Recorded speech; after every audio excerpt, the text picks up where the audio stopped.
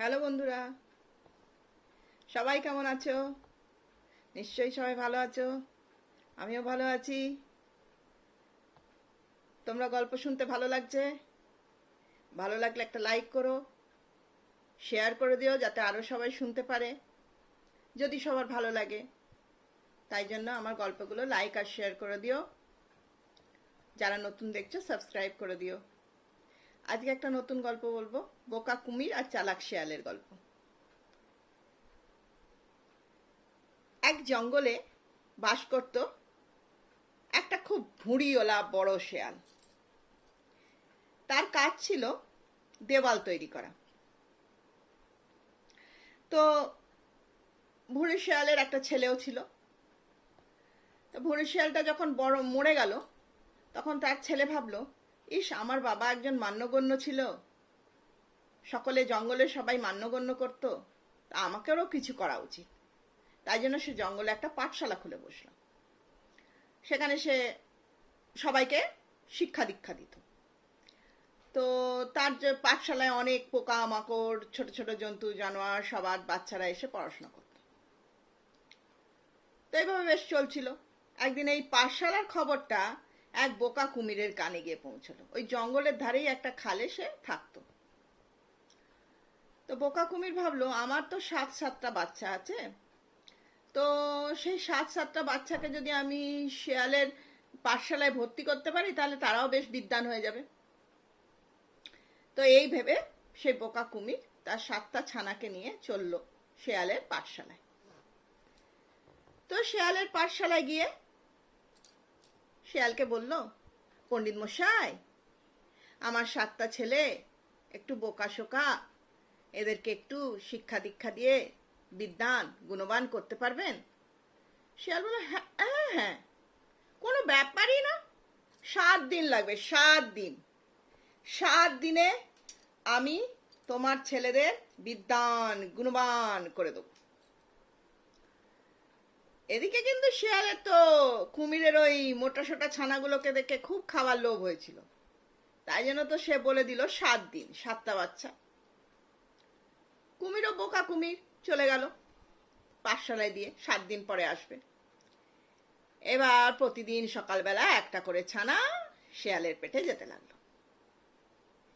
এদিকে 6 দিনের দিন কুমিরের মনে হলো, যাই একটু দেখে আসি আমার ছেলেরা কেমন পড়াশোনা করছে।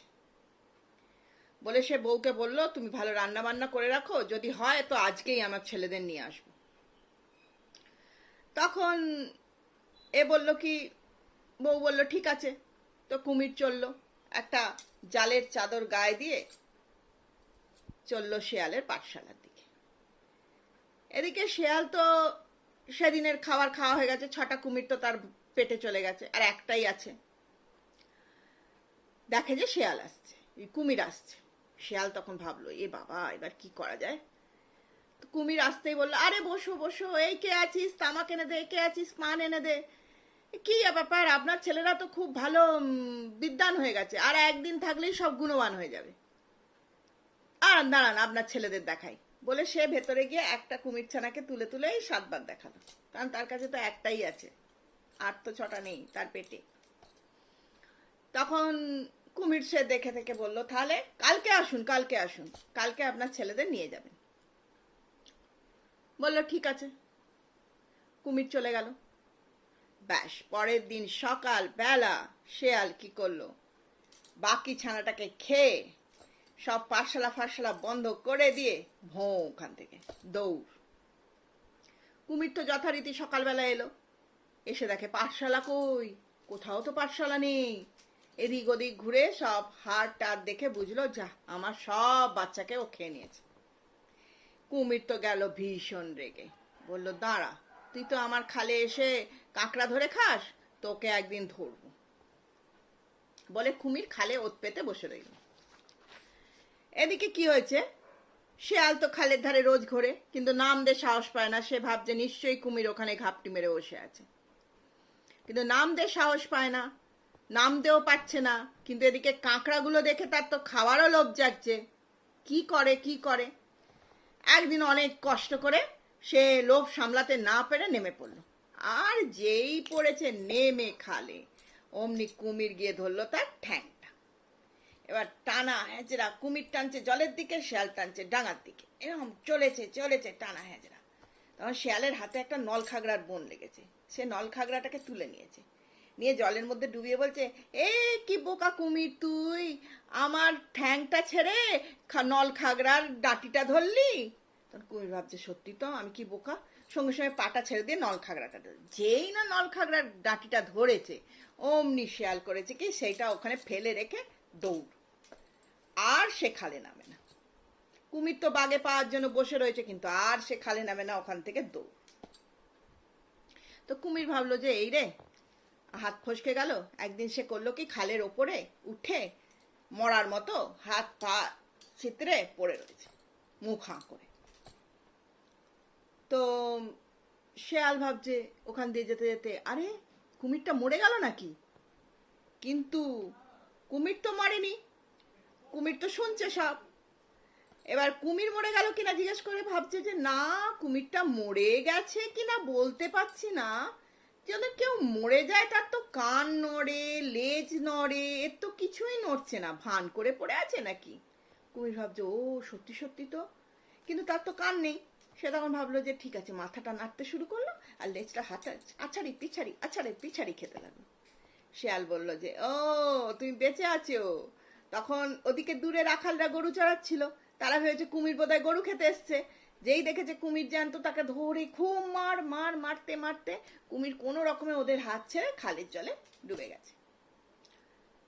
তখন শেয়াল ওখান থেকে দৌড় নিয়ে একদম জঙ্গলে একটা বেগুন ক্ষেতের মধ্যে গিয়ে ঢুকে পড়েছে।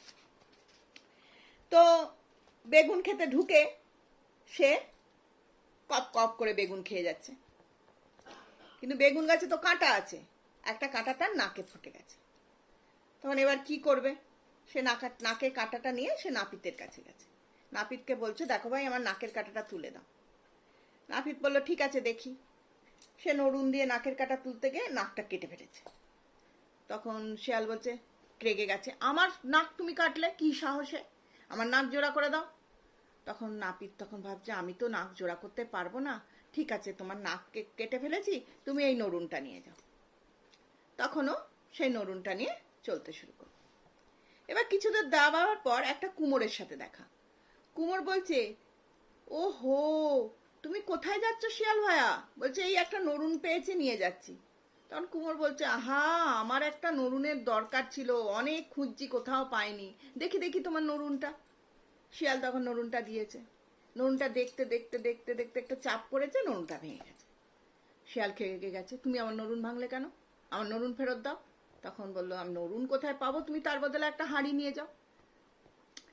তখন শিয়াল বলল ঠিক আছে হাঁড়ি দাও, হাঁড়িটাই বরং কাজে লাগবে, বলে সে হাঁড়ি নিয়ে চলতে শুরু করলো। হ্যাঁ, তার ভাগ্য খুবই খারাপ। হাঁড়িটা নিয়ে কিছু দূর যাওয়ার পর সেখান দিয়ে একটা বর যাত্রী যাচ্ছিল, বর কোণে নিয়ে বর ফিরছিল বাড়ি। হাড় বাজি পটকা সব ফাটছিল, একটা বাজি শো করে এসে হাঁড়ির ভেতর ঢুকলো, ফ্রাস করে ফেটে গেল, হাঁড়িটাও ফেটে গেল। তখন শিয়াল তো খুব রেগে গেল, গিয়ে বরকে গিয়ে খুব ঝগড়াঝটি করছে, আমার হাঁড়ি ফেরত দাও। বর বলে আমি এখানে হাঁড়ি কোথায় পাবো, বললো সব জানি না। অনেক কিছু কথাবার্তা হওয়ার পর এ হলো যে আমি তোমার বউ নিয়ে যাচ্ছি। বর কি আর করবে, বউ দিয়ে সে মনের দুঃখে বাড়ি চলে গেল। এবার বউ নিয়ে তো সে এবার বলছে বিয়ে করতে হবে, বিয়ে করতে হবে, নাচতে নাচতে গেল একটা ঢুলির বাড়িতে। ঢোল টোল বায়না করলো যে বাজাতে টাজাতে হবে, আমি যাই নাপিতের বাড়িতে, ততক্ষণ আমার বউ এখানে থাক, এসে নাপিত আমি যাই পণ্ডিতের বাড়িতে, বামুনের বাড়িতে, বামুনকে নিয়ে আসি, নিয়ে এসে বিয়ে ঠিয়ে করবো, ততক্ষণ আমার বউ এখানে থাক, বলে সে বামুন খুঁজতে চলে গেল। সে ব্রাহ্মণ খুঁজতে খুঁজতে কোথায় গেল, তখন আসেনি। তখন এই ঢুলির বউ তখন আনাজ কাটছিল, আর তার পাশে বউটা বসেছিল। বউটা বসে বসে ঘুমোতে ঘুমোতে আর বটির ওপর পড়ে গেল, বটির ওপর পড়ে যেতে দুখান হয়ে গেল। তখন ঢুলির বউ বলল যে এ হে, এবার কি হবে, শিয়াল তো এসে আমাকে খুব বকবে। তখন সে করলো কি, বউটাকে খড়ের গাদায় চাপা দিয়ে রেখে দিল। এদিকে তো শিয়াল কিছুক্ষণ পরে ব্রাহ্মণ নিয়ে এলো। এই ব্রাহ্মণ নিয়ে আস্তে আস্তে শিয়ালের বিয়ে করার ইচ্ছাই চলে গেছে। ভাবছে বাবা, আবার আমায় বিয়ে করে দায়িত্ব নিতে হবে, এত কিছু ঝামেলা। এসেছে, এসে দেখে যে বউ নেই। বলে আমার বউ কোথায়? তখন ঢুলি বলছে তোমার বউ এরকম কান্নাকাটি শুরু করে দিয়েছে, এরকম হয়েছে। তখন শেয়াল বললো ঠিক আছে ঠিক আছে। ততটাও দুঃখ ছিল না, তাই জন্য ঢুলির বউকে কিছু বললো না। বললো ঠিক আছে ঠিক আছে, তা আমাকে একটা ঢোল দিয়ে দাও, আমি চলে যাই। তখন ঢুলি কি করলো, ওকে ঢোল দিয়ে দিল। এবার ঢোলটা নিয়ে ও বাজাতে বাজাতে চললো। এই ঢোলটাই ওর বরং ভালো, বউয়ের থেকে আমার ঢোল ভালো। বল এসে ঢোলটা নিয়ে তাকদুমাদুম বাজাতে বাজাতে চললো। নিয়ে এবার গান গাইতে শুরু হয়ে গেল। সে একটা তাল গাছে উঠে আর ঢোল নিয়ে বাজাতে শুরু করলো। বেগুন খেলাম তাকদুমাদুম, ফুটলো কাটা তাকদুমাদুম, কাটলো না তাকদুমাদুম, নরুন পেলাম তাকদুমাদুম, ভাঙলো নরুন তাকদুমাদুম, পেলাম হাড়ি তাকদুমাদুম, ফাটলো হাড়ি তাকদুমাদুম, মিলল কোণে তাকদুমাদুম, কোণে ঘাচাং তাকদুমাদুম, ঢোলটা পেলাম তাকদুমাদুম, তাকদুম।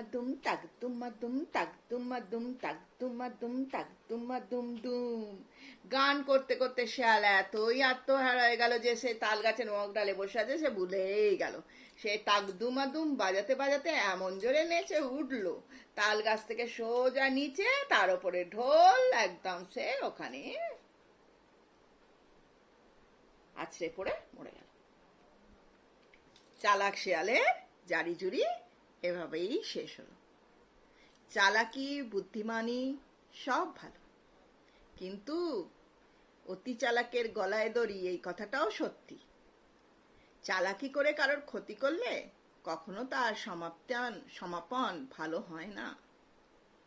শেয়ালেরও তাই অবস্থা হলো। তাহলে আমার গল্প শেষ। এবার তোমরা গল্পটা দেখো, শুনো, কেমন লাগলো জানিও, একটা লাইক করে দিও, শেয়ার করে দিও, আর যারা নতুন দেখছো সাবস্ক্রাইব করে দিও। তাহলে আমি এখন আসি, টাটা।